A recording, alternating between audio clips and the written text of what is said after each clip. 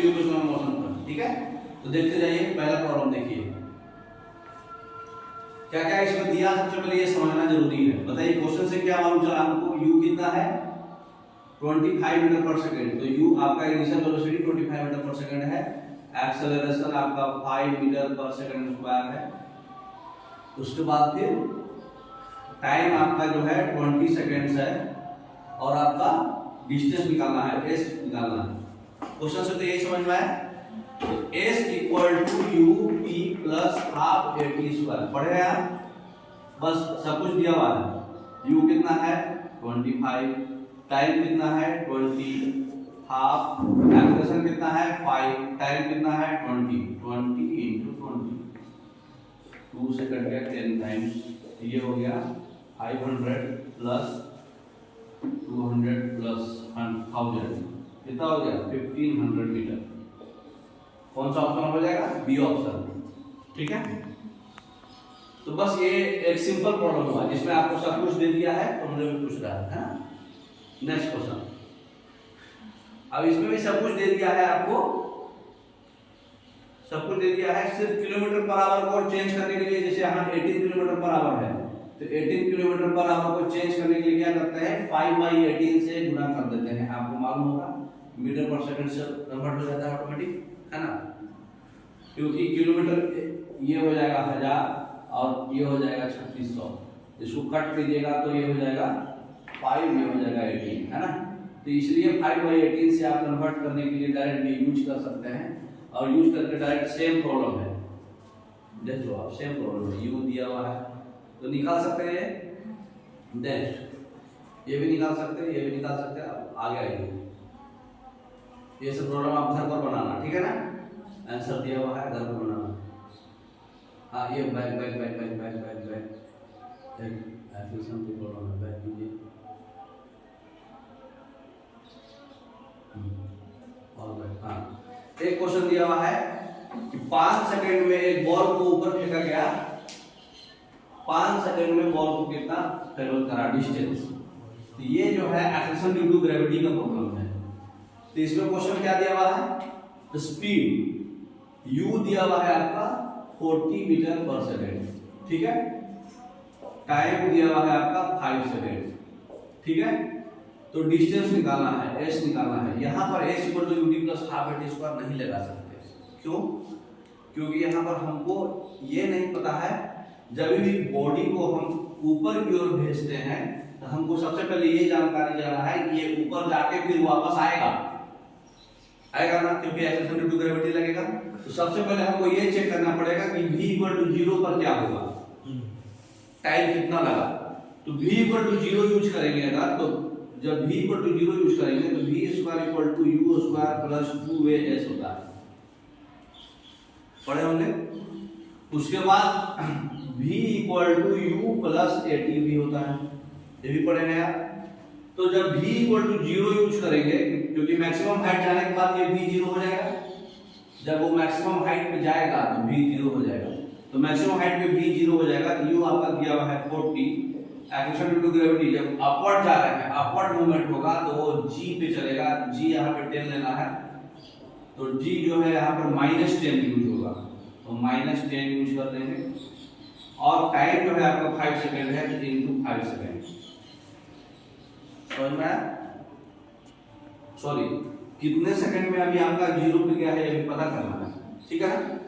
तो 40 - 10 t equal to 0, तो 10 t equal to 40, तो t इक्वल टू 4 सेकंड। इसका मतलब कि 4 सेकंड में बॉडी जो है मैक्सिमम हाइट पे गया, अगले 1 सेकंड में बॉडी नीचे जा रहा है, समझ में आ रहा बात।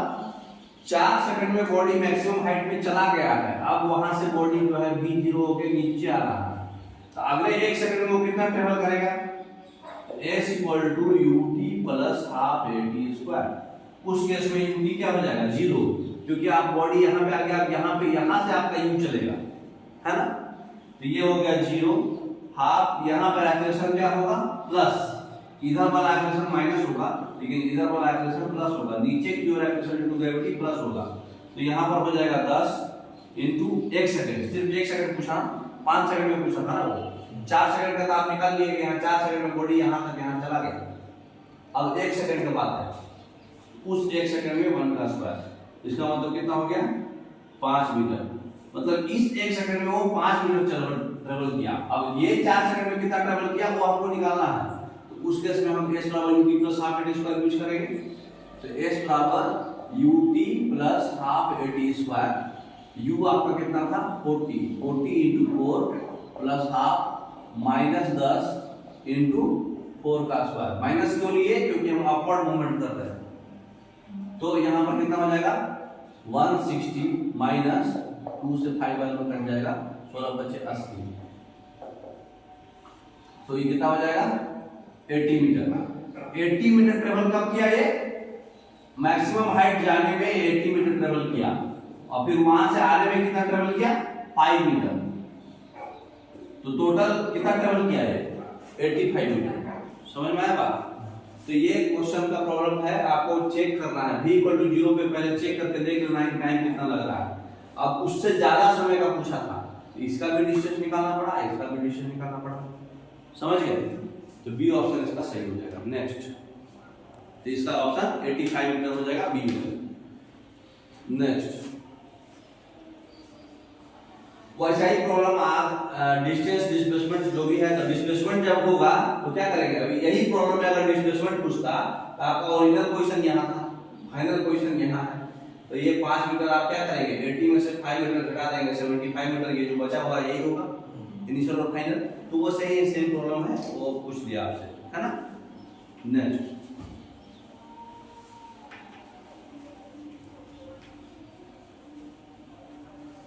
अब एक बात है, ये u से गया ग्राउंड को 3u से आया, तो हाइट ऑफ द टावर क्या होगा? हाइट इक्वल टू क्या होगा s, डिस्टेंस, है ना। तो s इक्वल टू क्या होता है ut plus half at square, यही होता है ना। तो आपका क्वेश्चन में क्या दिया है u है, v आपका 3u है ना, एज पर क्वेश्चन। एक्सेलरेशन जो है आपका g है एज पर क्वेश्चन। इतना कुछ तो पता है ना, कुछ भी नहीं है। तो अब बताइए आप हाइट ऑफ द टावर क्या होगा? अभी आप पढ़े हैं v बराबर u प्लस at, पढ़े हैं v इक्वल टू 3u है आपका, तो 3u बराबर u plus g into T. Upwards है तो यहाँ पे क्या हो जाएगा माइनस, क्योंकि ऊपर भेज रहे हैं। तो इससे बताइए u कितना होगा? g को हम लोग 10 लेना है, तो ये कितना हो जाएगा u बताइए। 3u में u जाएगा 2u बराबर 10t, t बराबर कितना हो जाएगा 5 t बराबर 5u, सॉरी 1/5u, ठीक है ना, कोई दिक्कत? अच्छा, t बराबर 1/5u हो गया। उसके बाद अगले क्वेश्चन में क्या पूछ रहा है? टॉप ऑफ द टावर से ग्राउंड को velocity reaches the ground with velocity 3u, speed u से। एज पर क्वेश्चन क्या हुआ, आप यहां से u पे भेजे, ये टॉप ऑफ द टावर है, यहां से ये 3u पे गिर गया, ठीक है। तो ये हाइट ऑफ द टावर ये आपसे निकालने को पूछ रहा है, यही पूछ रहा है ना। भेजा गया u पे, लेकिन वहां से 3u पे निकला, है ना। तो height of the tower of the पूछ रहा है, हाइट ऑफ द टावर आपसे पूछ रहा है, तो आप डायरेक्ट यूज कर सकते हो, इतना जरूरत नहीं हाइट समझाने के लिए दिया हूं। v square equal to u square plus 2s। जब टाइम का डिस्कशन नहीं हो तो यही क्वेश्चन यूज किया जाता है ना। तो v आपका कितना था 3u, तो 3u का स्क्वायर इक्वल टू u का स्क्वायर। यहाँ पे प्लस यूज करेंगे क्योंकि हम यहाँ बात कर रहे हैं नीचे की ओर आ रहा है गाड़ी, तो 2 into 10 g यूज करना है क्या? हाँ g into हाइट, है ना। तो ये कितना हो जाएगा 9u square equal to u square plus 2gh। ये u स्क्वायर इधर जाएगा तो हो जाएगा 8u square equal to 2gh, 8 से कट जाएगा 4u square equal to gh, तो h इक्वल टू क्या हो जाएगा 4u स्क्वायर बाई g। कौन सा ऑप्शन हो जाएगा? Option number B. तो इतना बस समझाने के लिए था, जब टाइम का डिस्कशन नहीं करें तो यही क्वेश्चन यूज करते हैं, है ना। नेक्स्ट, तो बाकी क्वेश्चन आप बना सकते हैं, है ना। अब एक क्वेश्चन और,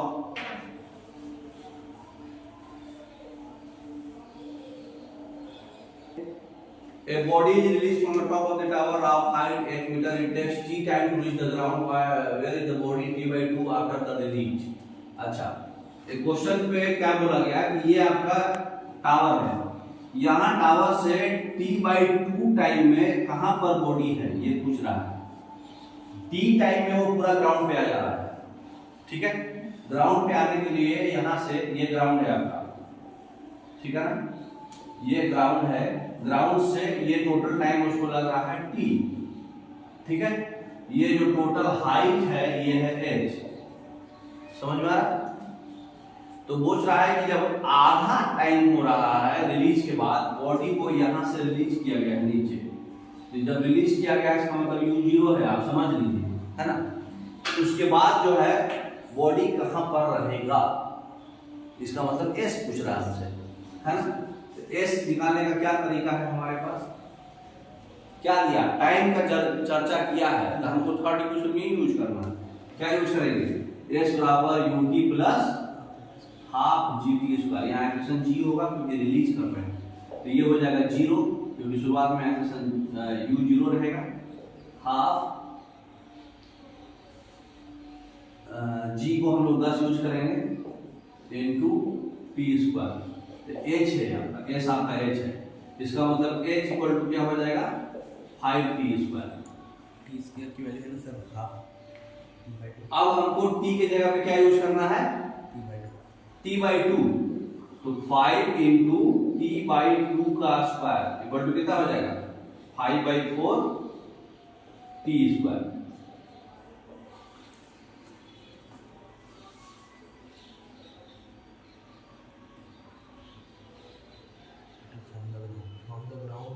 अब ग्राउंड से पूछ रहा है, सॉरी, तो यहां से 5/4 है, तो यहां से कितना हो जाएगा 1 माइनस, तो ये हो जाएगा 1 minus 5/4 t square equal to कितना हो जाएगा 1/4 टी स्क्वायर बाई 4। टाइम का चर्चा किया है क्या, ऐसे समझिए,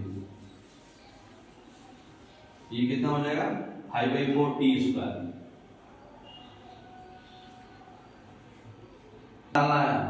है ना। यू टी, यू तो 0 हो जाएगा, हाफ इंटू 10 इंटू टी के जगह पे हो जाएगा t/2 स्क्वायर, ठीक है। तो ये कितना हो जाएगा 5/4 टी स्क्वायर। यहां तक कोई दिक्कत नहीं है।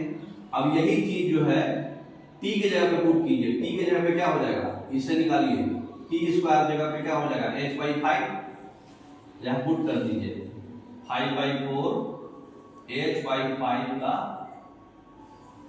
स्क्वायर, t/2 पे हमको पूछ रहा है ना। टोटल टाइम हमको इतना समझ में आया कि यहां पर हमको लग रहा है 5/4 टी स्क्वायर। अब हमको आधे में पूछ रहा है,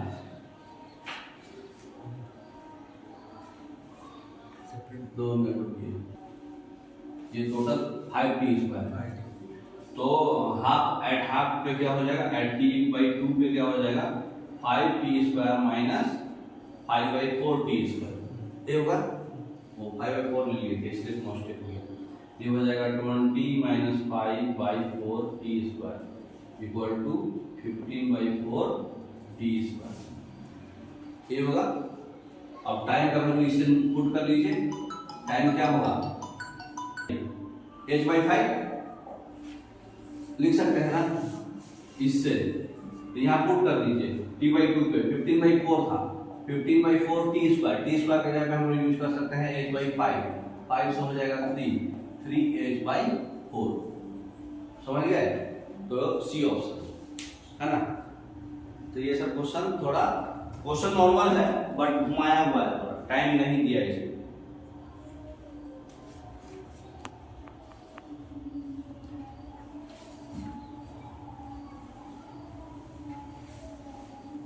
Body falling from height h takes t1 time to reach the ground. The time taken to cover the first half of the height. अच्छा टाइम में ही रिलेशन पूछ रहा है। अभी हम लोग निकाले थे ना, नॉर्मल एज है कितना आया था 5t², time taken to cover the first half of the height. अच्छा यहाँ पर हाइट पूछ रहा है तो h = 5t² तो आपका पहला इक्वेशन रहेगा ही रहेगा नॉर्मल। दूसरा क्या पूछ रहा है, टाइम पूछ रहा है, डिस्टेंस आधा कर दिया तो h/2 डिस्टेंस में क्या हो जाएगा, हाफ g t डैश कर लेते हैं हम, ठीक है यही होगा, ये तो 0 ही रहेगा ना। तो h/2 पे पूछ रहा है, h की जगह पे 5t² पुट कर लीजिए तो 5 ये t², अच्छा यहाँ t1 t2 यूज किया है क्या, सॉरी ये हो जाएगा t1 ये हो जाएगा t2, ठीक है। h की जगह पे हम 5t1² यूज कर लेते हैं, 5 इक्वल टू ये g की जगह पे 10 यूज कीजिए तो 5t2², ठीक है। h/2 इक्वल टू 5t2², तो यहाँ पे t2 इक्वल टू क्या होगा, 2 यूज नहीं किए सॉरी, यहाँ पे 2 से 2 कट जाएगा तो यहाँ पे h हो जाएगा 10t2², यहाँ पे h है 5t1², तो 5t1² इक्वल टू 10t2²। आपको t2 निकालना है 81, बताइए 5 से हो जाएगा 2 बार में, t1² इक्वल टू 2t2², तो t1 इक्वल टू क्या हो जाएगा √2t2। अब कौन सा ऑप्शन हो जाएगा, t2 का अगर t2 निकालना है तो क्या हो जाएगा, t2 हो जाएगा t1/√2, पहला ही ऑप्शन सही है आपका, है ना। समझ में आ रहा बात।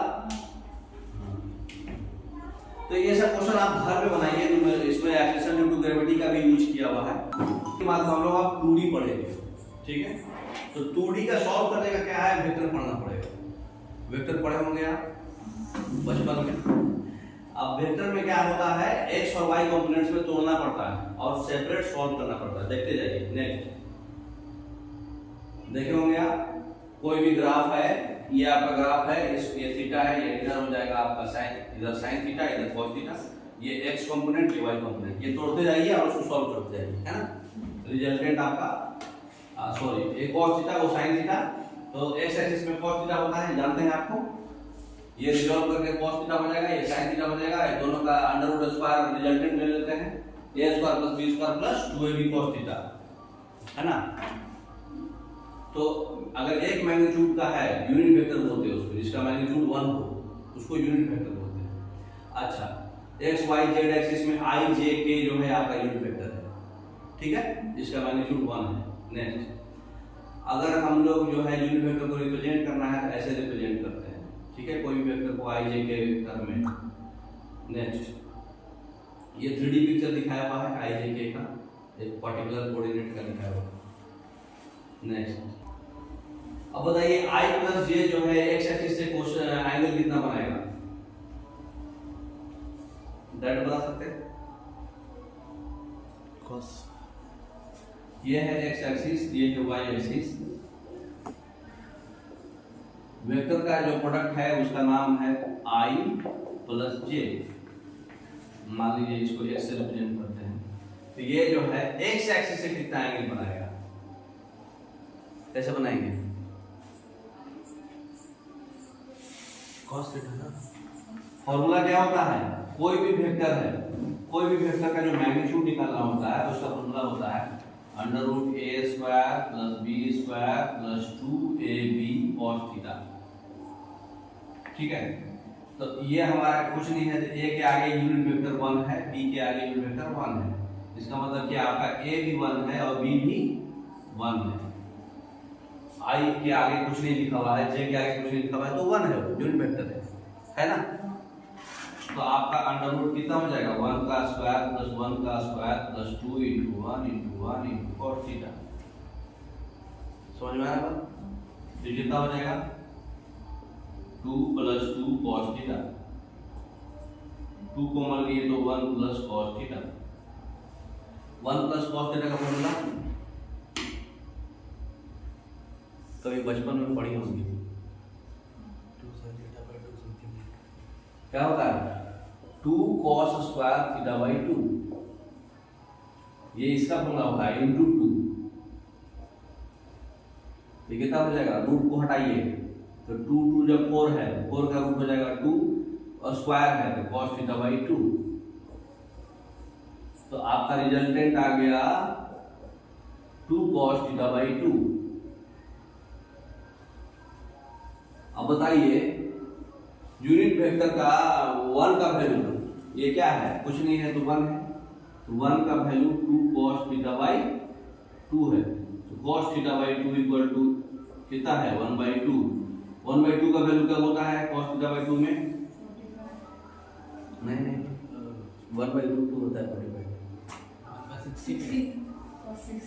हाँ cos 60 theta by 2 equal to 60, theta equal to 1/2 60 होता है, कंफर्म है? आंसर देखो तो क्या होता है tan theta equal to y coordinate by x coordinate, y by x का मैग्नीट्यूड, ये भी होता है दोनों। तो इसमें क्या है, ये 1 है, ये 1 है, 1/1 होता है ना, तो थीटा कितना हो जाएगा 45। अच्छा थोड़ा सा बेसिक हम ट्रिग्नोमेट्री आपसे जिक्र कर दे रहे हैं, ठीक है ना। बी दिया ना, सी दिया ना, हाँ 45। पहले बेसिक ट्रिग्नोमेट्री पढ़ लिया जाए, पढ़े हैं लेकिन भूल गए हैं, कोई बात नहीं। ये है आपका x एक्सिस, ये है आपका y एक्सिस, थोड़ा लाइट जला दीजिए। ये है -y एक्सिस, ये है -x एक्सिस।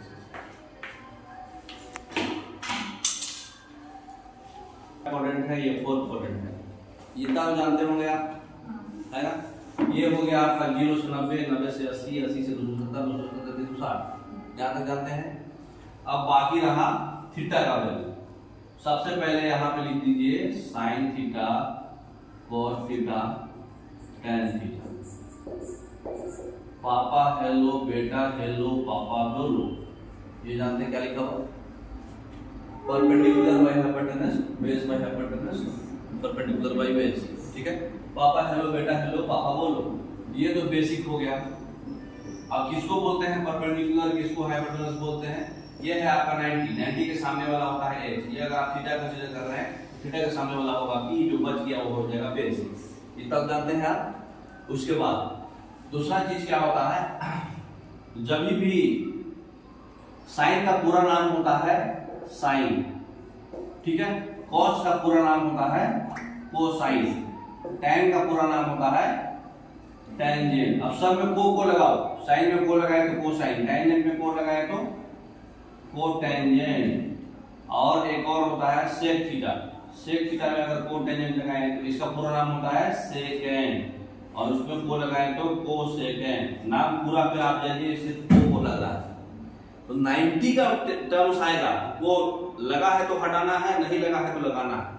कैसे? ऐसे समझिए।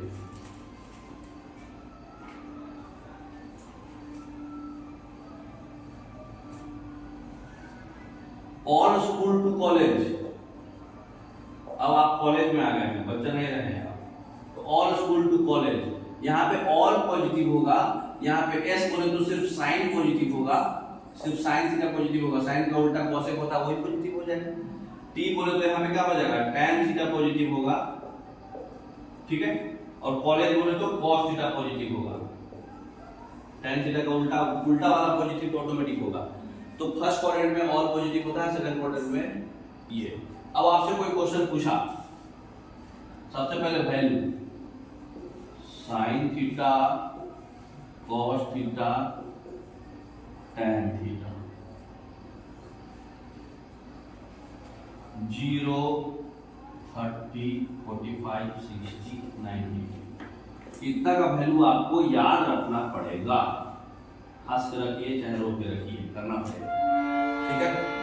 तो यहाँ पर क्या होता है, √0/4, √1/4, √2/4, √3/4, √4/4। कैसे याद करना है, 0 1 2 3 4/4, इसका वैल्यू कितना हो जाएगा बताइए सॉल्व करके, 1/2, 1/√2, √3/2, 1। सॉल्व तो कर सकते हैं ना, इतना बेसिक। कैसे याद करना है, अंडर रूट 0/4, 1/4, 2/4, 3/4, 4/4, 0, 30, 45, 60, 90। यहाँ तक तो समझ सकते हैं। आगे अब जो ये रहेगा उससे ये दोनों जोड़ के बनाना, दोनों जोड़ के बनाना चाहिए। उल्टा लिख दीजिए, ये नीचे वाला से चालू करेंगे, मतलब ये जो 0, 1/2, 1/√2 ऐसे चालू किया ना, वो उल्टा लिखिए। ये 0, ये 1/√2, अरे 1/2, ये 1/√3, ये √3/2, ये 1 नीचे से, मतलब ये जो ऐसे ले गए थे इसको ऐसे ले गए। कोई दिक्कत? समझ गए? अब ये दोनों को डिवाइड करिएगा तो tan थीटा होता है। tan थीटा का फॉर्मूला होता है sin theta by cos theta. तो दोनों को डिवाइड करेंगे तो 0/1 0, इसको डिवाइड करिएगा तो 1/√3, इसको डिवाइड कीजिएगा तो 1, इसको डिवाइड कीजिएगा तो √3, इसको इंफिनिटी। कोई भी चीज का बाई 0 इंफिनिटी होता है। ये वैल्यू आपको याद रखना है। हम याद रखने का टेक्निक बता दिए, लेकिन आप कैसे भी घूर के भी जाइए कि आपको याद रखना चाहिए मुंह पर कभी भी। अब दूसरा चीज है, आपसे क्वेश्चन पूछा tan 90 प्लस 45 बताइए क्या होगा? क्या होगा? वो सब छोड़ दीजिए, पहले हमको याद करना है tan 90 प्लस 45, जो 0 से 90 से कम है उसको थीटा मान लेना है। tan 90 plus theta. अब 9 जो यहाँ पे थीटा के अलावा जो वैल्यू है उसको हम लोग 90 से भागा लगाएंगे। ऑड है कि इवन है? क्वेश्चन क्या आएगा भागा लगाने पर? ऑड आएगा, तो ऑड आएगा तो इसको को में बदल देंगे, ये हो जाएगा cot थीटा। अब माइनस होगा कि प्लस होगा इसे पकड़ेंगे। 90 प्लस थीटा कहाँ जाएगा? ये सेकंड की third, second quadrant. Second quadrant में सिर्फ sin थीटा पॉजिटिव होता है, मतलब ये माइनस होगा। इसका मतलब हो गया minus cot 45 degree. cot 45 degree का वैल्यू होता है 1, तो ये हो जाएगा -1।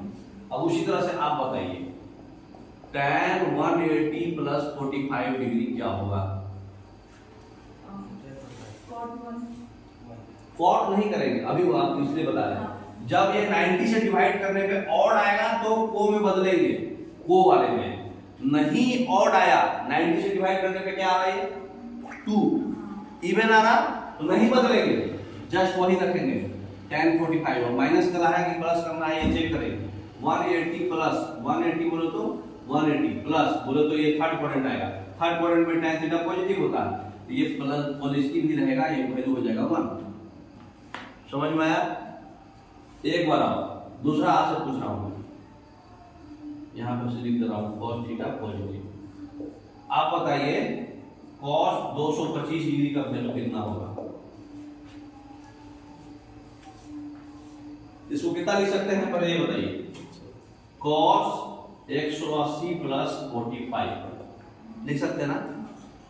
cos 180 प्लस थीटा का वैल्यू कितना होगा? 180 बोलो तो 90 से इवन है, ये cos 45 भी होगा। और माइनस होगा कि प्लस होगा ये पकड़ लिए, first to second third quadrant minus होगा, तो इसका मतलब माइनस cos 45 माइनस 1/√2। समझ में आ रहा? अब समझ में आ रहा है तो एक हमारा भी क्वेश्चन जवाब दे दीजिए। साइन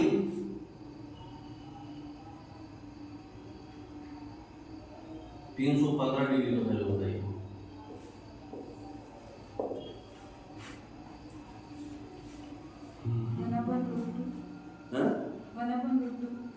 हाँ, साइन इसको 315 को क्या लिख सकते हैं? 360 minus 45। Sine 360 minus theta, 360 same होगा साइन 45। अब प्लस होगा कि माइनस? 360 माइनस थीटा, एक बार घुमाए तो 360 माइनस है, फिर वापस आए, मतलब फोर्थ क्वाड्रेंट में ओनली cos पॉजिटिव, ये माइनस हो जाएगा, तो -1/√2। समझ में आ रहा बात? प्लस आएगा कि माइनस होगा, कौन से क्वाड्रेंट में जाएगा, को बदलना है कि नहीं बदलना है। एक और cot 135 डिग्री का वैल्यू बताइए।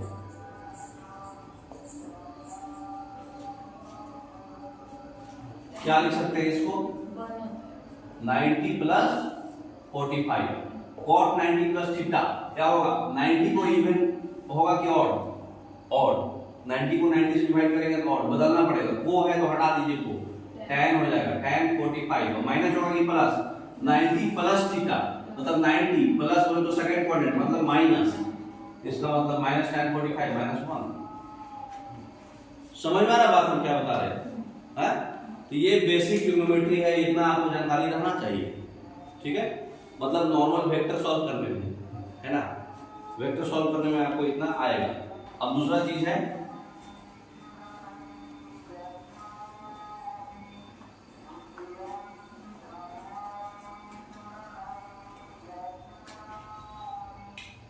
sin 2 theta cos 2 theta tan 2 theta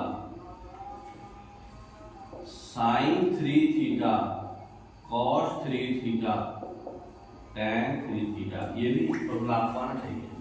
बताइए, याद है बचपन में पढ़े होंगे, उन दिनों की बात थी जब हम 11 में पढ़े कर रहे थे। क्या होगा? 2 sin theta 2 sin theta into cos theta, very good. cos 2 theta का फॉर्मूला क्या होगा? cos square theta into sin square theta minus 2 cos square theta minus 1 या फिर 1 माइनस 2 sin स्क्वायर थीटा, क्योंकि बेसिक 10th में पढ़े होंगे आप sin square theta plus cos square theta equal to 1। दूसरा पढ़े होंगे आप sec square theta minus tan square theta equal to 1। एक और पढ़े होंगे cosec square theta minus cot square theta equal to 1, ये 10th में पढ़े होंगे, ठीक है ना। p by h b by h वाला भी पढ़े होंगे, है ना। अच्छा 90 माइनस थीटा भी पढ़े होंगे, को लगा है तो को हटा देना है, नहीं लगा है तो लगा देना है ना। जैसे कि आप बताइए sec 90 माइनस थीटा क्या होगा? sec 90 cos theta नहीं, को वर्ड चलना है, यहाँ को नहीं लगाना तो cosec थीटा हो जाएगा, sec theta को वर्ड चलना है, ठीक है। अच्छा 90 प्लस थीटा रहेगा तो प्लस कर दे, क्वाड्रेंट कौन जाएगा? सेकंड क्वाड्रेंट में sec थीटा पॉजिटिव होता है नेगेटिव, सेकंड में ऑल स्क्वायर टू कॉलेज सिर्फ साइन पॉजिटिव होता है, माइनस हो जाएगा, है ना। तो ये 90 और 180 का आपको सिर्फ चेक करना है ऑड है इवन है। अगर ये 90 से डिवाइड करने पर ऑड आ रहा है तो को लगा देना है चाहे हटा देना है, जो भी यहाँ रहे। अगर कोसेक पूछता है, यही सेम चीज यहाँ कोसेक पूछता क्या होगा? को हटा देना है ना। तो सेक थीटा हो जाएगा और 90 प्लस थीटा बोले तो सेकंड क्वाड्रेंट, साइन पॉजिटिव है तो कोसेक भी पॉजिटिव होगा, उसका उल्टा होता है, ये प्लस हो जाएगा। आंसर पे नहीं चेक करना है, इस पे चेक करना है ना। तो समझ रहे बात? तो ये उसी तरह से है। अब आपको 2 थीटा में आपका ये हो जाएगा 2 cosec square theta 1 minus 2 sin square theta, और एक और हो जाएगा cos square theta minus sin square theta. ये 3 फॉर्मूला हो गया। फॉर्मूला एक ही है तो उसको निकाल के बनाया गया है। अब देखिए sin square plus cos square 1 होता है, तो sin स्क्वायर को हम log 1 माइनस cos स्क्वायर लिख सकते हैं ना। तो यहाँ पर हम क्या किए, 2 cos स्क्वायर थीटा, चाहे सेम ये फॉर्मूला हमारा मेजर है, cos square theta minus sin square theta. cos square की जगह पे हम लोग लिख सकते हैं 1 minus sin square, 1 minus sin square minus sin square 1 minus 2 sin square. इसी को सॉल्व करके ये भी निकाला गया है ना। tan 2 थीटा क्या होता है बताइए? 2 tan theta divided by 1 minus tan square theta. ये दोनों को डिवाइड कीजिएगा तो ऑटोमेटिक आ जाएगा, ऐसे आप याद रख लो, है ना। उसी तरह से sin 3 थीटा, ये कितना हो जाएगा? 3 sin theta minus 4 sin cube theta. ये cos 3 थीटा क्या हो जाएगा बताइए? उन दिनों की बात थी, है ना। cos 3 थीटा क्या हो जाएगा? यही चीज सेम है, खाली ये पावर बदल देना है। क्या हो जाएगा? 4 cos theta हाँ 4 cos theta minus 3 cos cube theta. समझ रहे? उसके बाद tan 3 थीटा क्या होता है? 3 tan theta divided by 1 minus 3 tan square theta. तो ये फॉर्मूला आपको याद रखना है, ये सब बेसिक फॉर्मूला है ना, तभी न्यूमेरिकल आप बना पाएंगे वेक्टर अलजेब्रा को। समझ रहे बात? इसलिए हम आपको डिस्कशन कर दे रहे हैं। अब सॉरी, ये क्यूब होगा, ये नहीं होगा, सब कुछ पलट जाएगा, है ना। अब एक और फॉर्मूला है याद रखने का, cos a plus B, cos a minus B, sin a plus B और sin a माइनस बी। पढ़े थे ना? बताइए। cos a into cos b minus sin a into sin b। Very good. cos a into cos b minus sin a into sin b। अगर cos वाला पूछा है तो उसमें सिर्फ sin का पलटी होगा, बात आपस में सब साथ रहेंगे, है ना? अच्छा, माइनस वाले में क्या होगा? जब माइनस होगा तो सब कुछ क्या हो जाएगा? प्लस हो जाएगा। cos a into cos b plus sin a into sin b। sin का बताइए। sin a into cos, यहाँ पे बदली अदली होगा। sin a into cos, sine वाला जो है ना, अकेले में मन नहीं भरता उसका, Sin A तो क्या करेगा? cos sign a into cos B. जब अदली बदली कर दिया तो प्लस का साइन नहीं बदलेगा, ठीक है ना? Cos a into sine B. यहाँ पर माइनस होगा तो जो साइन है वो नहीं बदलेगा, sine a into cos b minus cos a into sin। Sine b. Very good. तो ये इतना बेसिक फॉर्मूला आपको याद रखना है। ट्रिग्नोमेट्री में आप बचपन में पढ़े होंगे, इसलिए हम रिवाइज करा दिए, तभी आप न्यूमेरिकल बना पाओगे। अब जैसे यूनिट वेक्टर पूछा है, बताइए न्यूमेरिकल क्या होगा?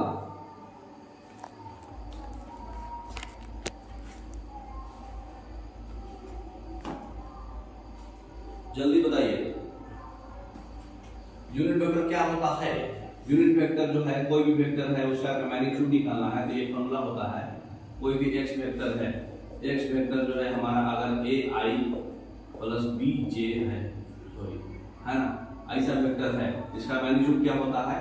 Under root a square plus b square plus 2ab cos theta. समझ में आया? तो इसका बताइए, i प्लस जे है, i प्लस जे मतलब क्या है? यूनिट वेक्टर है, मतलब एक यहाँ है तो एक यहाँ है, ये है आपका जे वेक्टर, ये है आपका i वेक्टर। इसका मतलब दोनों के बीच में 90 डिग्री है, थीटा यहाँ पे 90 डिग्री है ना? तो बताइए, इसका मतलब कि i प्लस जे है, इसका मतलब कि अगला वाला a जो है 1 है, b जो है 1 है ना? तो 1 का स्क्वायर प्लस 1 का square plus 2 into 1 into 1 into cos 90। cos 90 कितना होता है? 0। अभी देखिए आप, तो ये हो जाएगा under root 2 plus 0, under root 2, है ना? तो यूनिट वेक्टर कितना हो जाएगा? ये हो गया आपका, इसका मैग्नीट्यूड 2 आया, रूट 2। इसका मतलब क्या हो जाएगा final? i plus J by root 2, है ना? नेक्स्ट,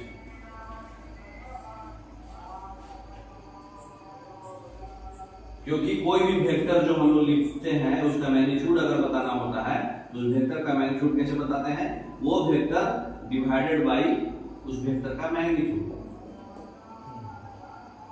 इसलिए i प्लस जे तो है ही है, बाई रूट 2 सब में चलेगा, ये जानते हैं ना आप, पढ़े होंगे।